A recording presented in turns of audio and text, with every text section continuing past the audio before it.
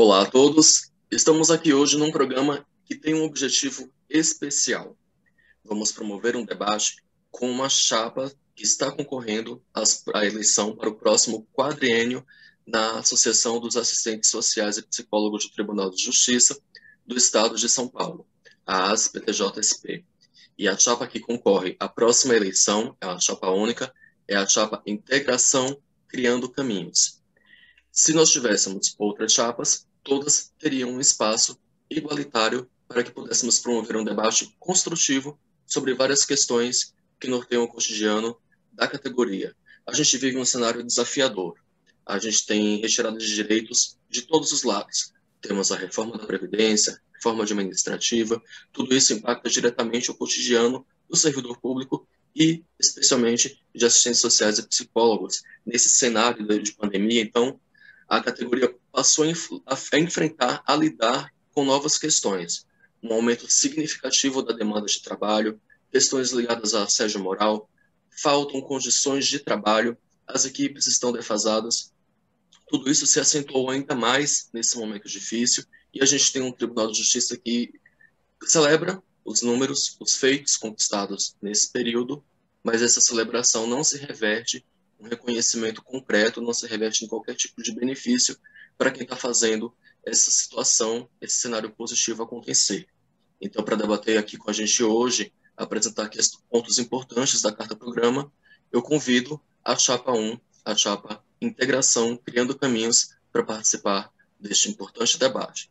Estão aqui neste momento, nesse debate, a presidenta, a candidata a presidenta da ASP, Maria Cléa Real, assistente social, como candidato a vice-presidente, o psicólogo Igor Melo, como candidato a primeiro secretário, o assistente social Adeildo Villanova, como candidata a segunda secretária, a psicóloga Rúbia Carla Ribeiro, como candidata a primeira tesoureira, a psicóloga Suzana Borges, como candidata a segunda tesoureira, a assistente social Alana Ferreira, e para o Conselho Fiscal como titulares, o psicólogo Rodrigo Gonzalez de Oliveira, a assistente social Kátia Santos, a também assistente social Luísa Dias, e as suplentes, a assistente social Vivian Bertelli e a psicóloga Ana Roberta Prado Montanher. Um bom dia a todos e obrigado por ter aceitado esse convite da comunicação da ASP para esse importante debate. Eu queria começar pela cabeça de chapa, pela Maria Cléa Real e pelo Igor Melo, que eles começassem esse debate contando para a gente o que motivou, o que é que norteia a chapa Integração Criando Caminhos. Oh, que bom, obrigada. Olha, é que esse programa, que é o primeiro de uma série que nós pretendemos fazer, seja um sucesso, viu, Felipe? Acho que nós estamos celebrando o sucesso da nossa comunicação, inclusive. Dizer que era um projeto que nós tínhamos antes da pandemia e que agora estamos tentando colocar em prática. Olha, eu acho que são alguns os motivos que nos levam, a mim particularmente, a participar. Né? Primeiro, porque eu acho que eu não posso, enquanto cidadã, enquanto assistente social, permanecer alheia aos desmandos que estão ocorrendo em todos os níveis. Segundo, eu acho que nós, mesmo com as dificuldades todas que nós tivemos nesta atual gestão, que ainda faltam 2 meses para terminar, nós tivemos 1 ano e meio de pandemia, né? Então, o que dificultou muito, principalmente as questões de visitas às comarcas, que era a nossa principal bandeira de luta, era a nossa aproximação com a base. Por outro lado, a gente conseguiu fazer reuniões virtuais que a gente alcançou pessoas que talvez não tivéssemos alcançado. É evidente que o debate e a concorrência é salutar, mas eu estou entendendo que uma parcela significativa da categoria e que nos apoia e que acompanhou muito de perto, entende que é possível a gente ficar mais 4 anos para fazer a organização da categoria, para fazer a defesa da categoria, mas também para fazer a defesa dos direitos em geral, seja da criança, do adolescente, da família, daqueles que estão sem os seus direitos assistidos. Então, nós estamos nos colocando à disposição mais uma vez, com bastante vontade, com bastante garra. Esperamos poder cumprir a carta-programa que nós estamos apresentando, mas principalmente contando com a categoria para poder fazer isso. Acho que só acrescentando aí algumas coisas, né, aquilo que a Mari diz mesmo, né, eu me considero, inclusive, fruto desse processo de aproximação, né, da chapa, né, e da diretoria, por via do Conselho de Representantes, né, me tornei parte da chapa, né, e me tornei conhecido das pessoas dessa diretoria. Graças a essa aproximação, a essa iniciativa de aproximação, eu resido numa cidade que fica a 600 quilômetros da capital de São Paulo, né, me considero representante, portanto, de uma parcela de profissionais que enfrentam um cotidiano profissional bastante diferente daquele que trabalha na capital, e considero, então, portanto, de bastante significância que a gente possa unir, né, por meio dessa chapa e por meio das nossas propostas, né, profissionais do interior, da capital, né, e também do litoral, que têm realidades de trabalho, de cotidiano de trabalho bastante singulares, né? Então, eu acho que a proposta da chapa, ela visa, além de ter, vamos dizer assim, a contemplação de pautas gerais, né, também contemplar pautas singulares, né, de cada um dos cotidianos enfrentados pelos profissionais em cada uma das comarcas do estado de São Paulo, né? Então, é nesse sentido que eu penso que a gente deve estar somando, né, com essa chapa. A gente, nessa chapa que está concorrendo às próximas eleições, houve uma renovação de 50% em relação à gestão atual. Então, eu queria que vocês falassem um pouquinho sobre os critérios que levaram a essa renovação e o que é que se buscou atingir com as mudanças. Eu vou falar um pouquinho. Na verdade, eu acho que desde da eleição anterior, a ideia que eu trago é que nós precisamos renovar primeiro, porque na nossa entidade as pessoas só podem permanecer por 2 gestões. Então, obrigatoriamente, você tem que ter uma renovação. E segundo, porque daqui 4 anos, quando for formar uma ou mais chapas, é muito interessante você ter pessoas com possibilidade de permanência daquelas que já estão dentro da entidade, portanto, conhecem o seu funcionamento e dá para dar uma continuidade, sempre com ideias novas e renovando. Felipe, nós conversamos muito, e aí nós resolvemos que a gente precisava ter uma proporcionalidade. Meio, como não dá para ser meio a meio, são 11, 6 assistentes sociais e 5 psicólogos, né? 8 mulheres e 3 homens, refletindo a nossa realidade, né? 2 do litoral, 2 da capital e o restante do interior, pegando algumas regiões, mas pegando também algumas situações específicas. Por exemplo, a Rúbia é a nossa pessoa que sabe tudo de acessibilidade e mais, foi quem trouxe essa discussão para dentro da categoria do TJ. O Adeildo é o cara que nos ensina a questão de gênero. Ele é que me enquadra nas questões de gênero, nas questões de etnia. Então, a gente tentou fazer uma pluralidade. A Kátia, por exemplo, é uma pessoa que questiona tudo. Tudo. Ela é mansa, ela é fofa, até que você fala alguma coisa que ela discorda, aí ela tem os argumentos para te chamar. A Vivian e a Ana Roberta são 2 pessoas muito próximas dos conselhos. A Ana Roberta é da direção do CRP da região de Bauru, e a Vívia é do meu CRES, que é de Campinas, mas que não teve o absurdo, né, de não ser obrigatório o voto, mas ter que ter número mínimo de votos, o que é um dissenso, não temos a renovação na região. O Rodrigo e a Luísa são pessoas que vêm do Conselho Fiscal e que, portanto, eu acho imprescindível que no Conselho Fiscal tenha alguém que tenha experiência para poder passar para os demais que estão chegando. Eu acho que foi mais ou menos isso que a gente conversou. Acho que nesse momento tão difícil, a construção do diálogo é fundamental. A gente tem um tribunal que, recentemente, o presidente do tribunal recebeu os servidores, se mostrou disposto, aberto ao diálogo, prometeu ouvir, pelo menos, as reivindicações, e aí, poucos dias depois, a gente teve uma resolução do tribunal como se já pronta, desconsiderando tudo aquilo que foi colocado no debate. Então, diante desse cenário em que o tribunal se mostra aberto ao diálogo, mas isso não se reverte em questões concretas para a categoria, eu queria saber como é que essa gestão pretende dialogar com o tribunal nesse sentido.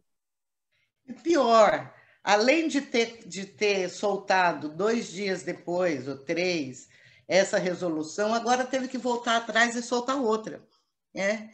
Então, o próprio tribunal, que faz de conta que negocia, se coloca numa situações vexatórias.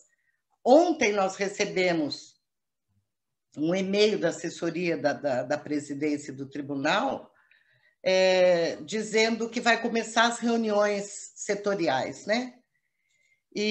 Mas não fala nada da remoção, nos tirou do assédio moral que nós não aceitamos de forma alguma. Não é o TJ quem tem a possibilidade de escolher quem serão os representantes dos servidores na mesa de negociação. Ele escolhe quem vai representar o tribunal. Quem vai representar os servidores são os servidores que vão dizer. E todas as entidades são unânimes. É imprescindível com que a ASP esteja na Comissão de Combate ao Assédio. E o TJ nos tirou, e nós já vamos reverter isso, porque nós não vamos aceitar. Mas está muito difícil o TJ, porque entendemos que ele tem uma... como a Assembleia Legislativa, se submete ao Executivo, e a tão falada autonomia vai até ali na esquina, mas a hora que o governador fala não, isso não pode, as pessoas mesmo tendo condições vão falar não. E veja, a questão, por exemplo, do auxílio-saúde. Como é que tem dinheiro para os magistrados para cumprir uma resolução do CNJ e para nós não tem há tantos anos que nós estamos recebendo 300 e poucos reais? Quer dizer, então o TJ continua sendo aquele que o seu servidor não é prioridade. E eu acho que essa questão da estado de greve vai nos possibilitar forçar uma negociação. Vocês têm uma carta-programa que foi construída ouvindo muito aquilo que a categoria veio colocando nos últimos anos. Então, eu queria saber de que forma vocês pretendem continuar trazendo o setor técnico para os associados, para o debate, para a participação, de que forma pretende ser essa interlocução nesses próximos 4 anos. Bom, eu acho que... Pode falar. Não, na verdade, assim, eu acredito que a carta-programa ela foi construída como um retrato, né, de toda o desejo, né, da categoria de continuidade nos processos de luta, de participação, de busca de melhores condições de trabalho, né, para todos nós. E acredito que o envolvimento, né, da categoria tem sido uma meta da ASP enquanto associação. A cada ano, né, que da última gestão para cá, eu entrei em 2014 no TJ, e o meu contato com a ASP sempre foi no sentido de buscar um local de compartilhamento de ideias, de busca de estratégias, de diálogo, e eu acho que isso fica, né, como um projeto dessa chapa, né, até na construção da escolha do nosso nome, criando caminhos, né, para se criar caminhos e poder chegar numa busca dessa luta coletiva, a gente precisa envolver todos, né, todas essas diferenças que o TJ tem, né, de realidades. Nós não somos uma categoria única, né? Assim, eu digo na execução do seu trabalho cotidiano. Cada um de nós, na sua realidade, tem desafios diferentes, relações estabelecidas diferentes com superiores hierárquicos, com os colegas de trabalho, e tudo isso traz para a gente uma complexidade, né, de pensar como que a gente pode levar, né, propostas para o Tribunal de Justiça que respeite a autonomia dos profissionais nos seus locais de trabalho, né, onde as coisas estão boas, né, tem que ser experiências positivas que podem agregar e serem exemplos para os demais, e onde não está legal a gente precisa mexer, né, então eu acredito que o apoio desse coletivo é necessário, a participação e envolvimento cada vez maior, e os canais que estão sendo propiciados aí, né? Acho que com a pandemia, a gente foi obrigado, na verdade, a se utilizar dessas ferramentas de tecnologia de uma forma mais intensa, e tirou a gente um pouco ali daquele lugar sozinho, né? Trouxe a possibilidade da gente trocar de uma forma mais próxima, né? Mas acho que segue isso agora como um grande desafio, né? Para nós envolvermos cada vez mais os profissionais nessa construção que tem que ser coletiva, né? Acho que não é a nossa ideia, não é o que a gente pensa aqui só, mas essa ideia tem que estar alinhada com o que os demais desejam também. E eu acho que essa é uma grande preocupação que nós temos. Mas para isso, para esse caminhar, a gente precisa estar com esse coletivo próximo, né, e fortalecido. Felipe, eu queria complementar um pouquinho a fala da Luísa, que eu que fiz parte da gestão atual desde o começo e estou me propondo a continuar nessa nova gestão que vai ter, uma coisa que foi sempre muito norte para a gente nessa gestão que está terminando agora, foi essa questão da proximidade das categorias, a proximidade das pessoas das diferentes regiões, né? E eu acho que isso deu muito resultado, né? Talvez é por isso que as pessoas se aproximaram bastante. Porque uma coisa que talvez nem todo mundo saiba, nem todos os associados saibam, mas 99,9% de todas as decisões dessa atual gestão foi uma decisão compartilhada entre os 11 membros, né? Muito poucas coisas, muito pontuais foram decididas pela executiva. Então, qual que era a nossa proposta? Sempre foi desde o começo. Não vai ter uma presidenta que vai decidir tudo, um secretário que vai ser o comunicador, uma tesoureira que vai ficar olhando as contas. Não, a gente sempre trouxe toda a diretoria para essa articulação, né? O que vai ser feito, onde que vai ser gasto o dinheiro, quais as visitas vão ser feitas, quais cursos que a gente vai fazer, quais lutas a gente vai tomar frente. Então, isso eu acho que acabou se refletindo um pouco nas categorias como um todo, porque o que acabou acontecendo? A gente conseguiu fazer com que os representantes aumentassem em número, tivessem presentes nas reuniões inicialmente presenciais e mais recentemente, né, no último ano, por meio virtual. Então, e aí o que acabou sendo? Todas as decisões, as principais decisões da diretoria acabou sendo, de uma forma ou de outra, uma decisão de toda a categoria, né? Pelo intermédio dos representantes e por essa grande aproximação que a gente teve. Tanto é que a gente estava conversando. Por que ter um debate agora se é com uma chapa só? E eu acho isso fundamental porque eu não concordo que tenha que ser cômoda uma situação de uma chapa que não tenha nenhuma oposição, no sentido de a gente deve satisfação do que a gente quer fazer nesses próximos 4 anos, e a gente precisa saber se a gente está na direção correta, né? Se é isso que os associados, as associadas esperam da gente. E também para ser cobrado daqui 4 anos, quando terminar a nossa gestão, ó, vocês fizeram isso, isso e aquilo, estava na direção. Então, essa aproximação da categoria, eu acho que foi muito genuína e deu muito resultado nos 4 anos que a gente fez muitas mudanças, muitas reformas. Eu acredito que isso tende a expandir agora muito mais e a gente colher muito mais fruto disso. A gente, eu digo, todas as psicólogas, psicólogos e assistentes sociais que são associados nossos. Esse diálogo permanente com a categoria tem se mostrado fundamental. E aí eu queria também aproveitar esse momento que a gente está falando de diálogo para saber como vocês pretendem continuar e estabelecer o diálogo com os conselhos, com o CRES, com o CRP, com movimentos importantes como a OAB, Defensoria Pública, movimento antimanicomial, enfim, a gente tem uma gama de um caminho grande a ser percorrido e queria saber como vocês pretendem dar conta dessa gama de opções que a gente tem aí.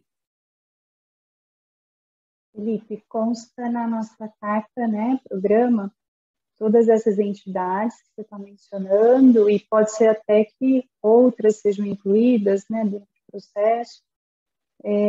A ideia é manter um diálogo bem próximo, uma parceria, né, porque às vezes a gente se vê precisando realmente articular forças para enfrentar as situações que os psicólogos, psicólogas e assistentes sociais enfrentam dentro do TJ.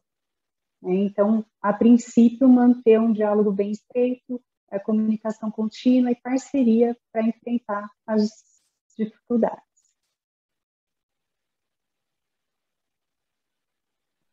Gostaria que vocês falassem também um pouco sobre a questão do fortalecimento do serviço social, da psicologia, na questão dos direitos humanos. Tem lutas que são muito caras, como a questão das crianças e adolescentes. Então, eu queria que vocês falassem um pouquinho sobre isso, sobre qual a proposta da chapa para essas questões.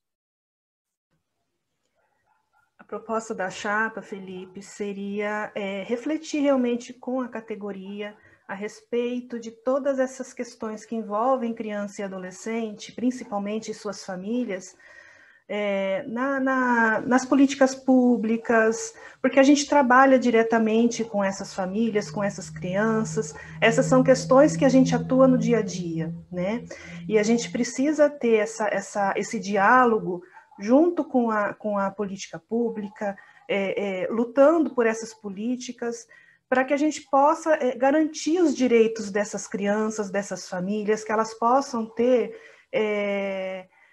o mínimo de direito, né, que deve ter realmente, né? Elas têm que ter, a gente tem que defender os direitos dessas famílias, garantir uma sociedade mais justa, mais igualitária, né? Porque nós, enquanto assistentes sociais e psicólogos do Tribunal de Justiça, a gente tem conhecimento e competência, né, nessa área. Então, a gente precisa dessa participação, a gente precisa desse entendimento e estar dentro dessa defesa, né? A gente pretende realmente lutar com a defesa, na reflexão dessas defesas, desses direitos de criança e adolescente e suas famílias. Um dos eixos que a carta-programa da chapa de vocês traz são questões ligadas à identidade de gênero, a questão de raça, etnia, a questão de classe. Então, eu queria que vocês destrinchassem um pouquinho, esmiuçassem um pouquinho essa questão. Bom, Felipe, no Tribunal de Justiça, a questão de gênero, ela pula na frente, né? E assim como na nossa associação também, há um número muito grande, né, de mulheres que compõem os quadros o quadro, né, de servidores do Tribunal de Justiça, e aqui na associação também não é diferente, né?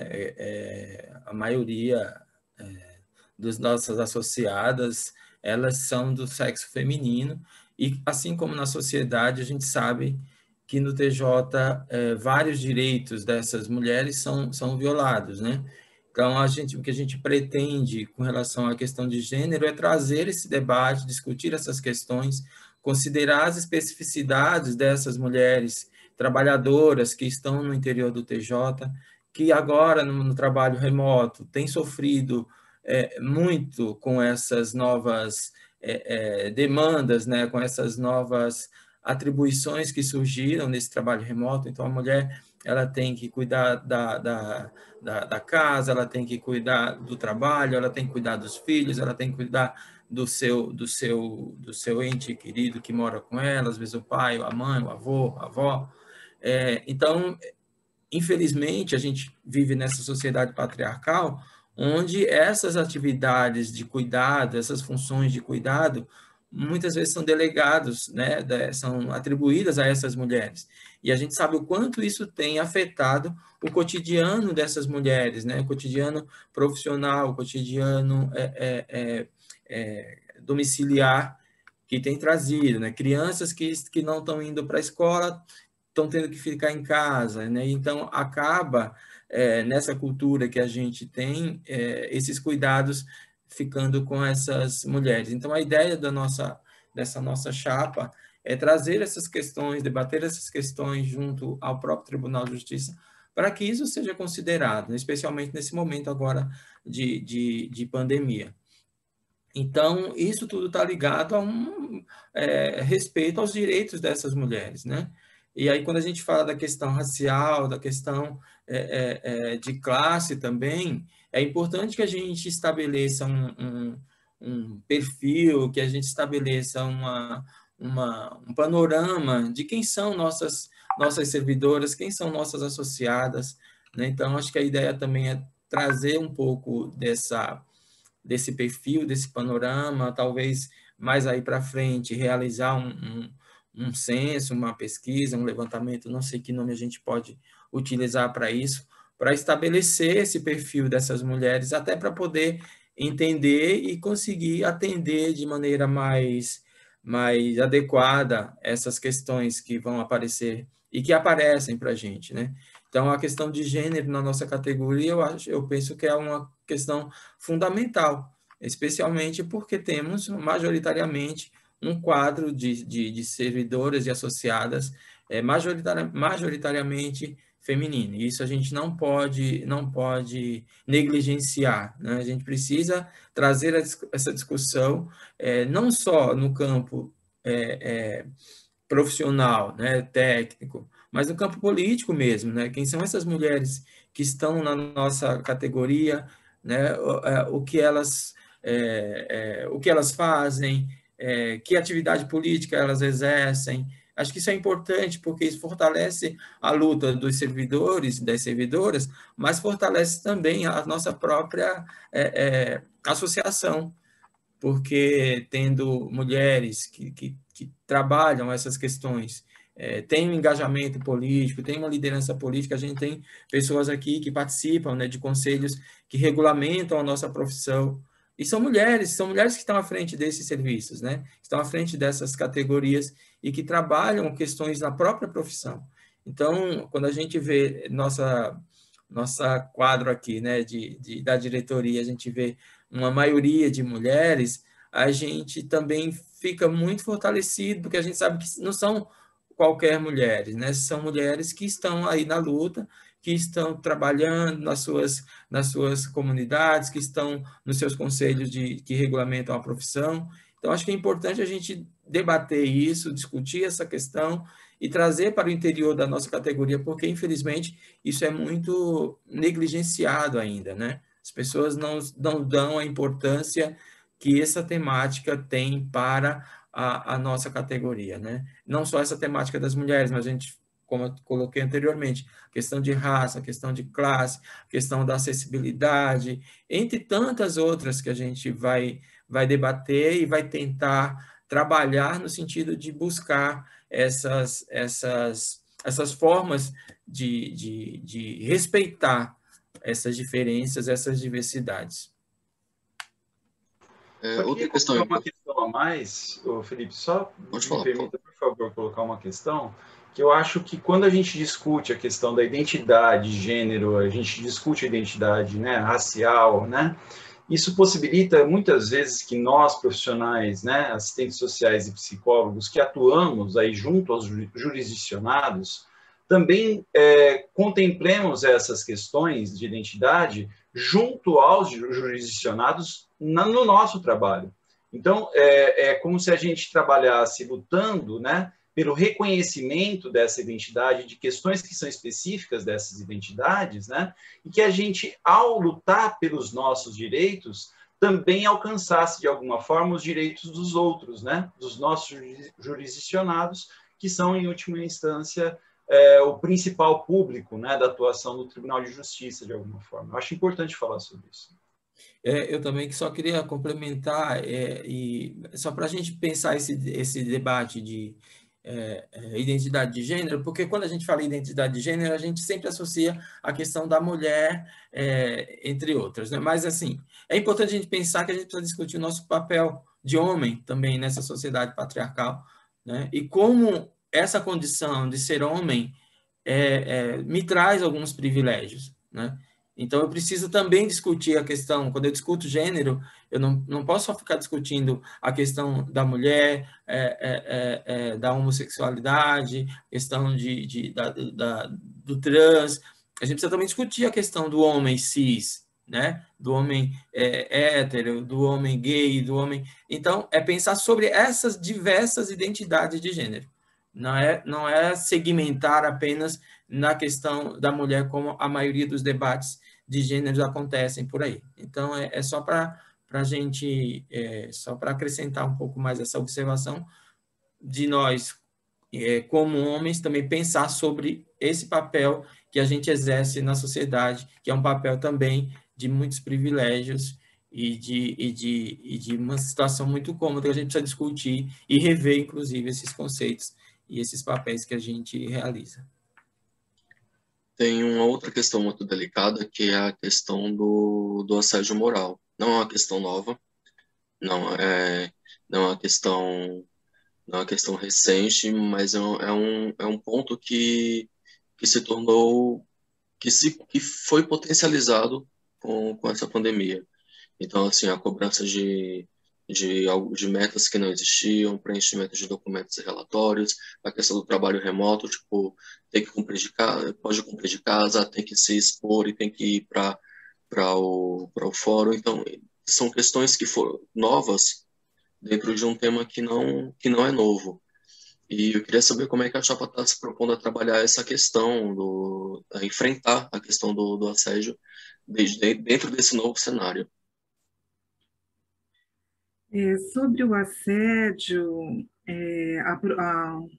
a proposta, né, de trabalho seria a criação, né, de canais, né, de discussão sobre o tema, né, esses canais envolvendo os profissionais, assistentes sociais, psicólogos, e principalmente da gente conseguir trazer para essa discussão os magistrados, né?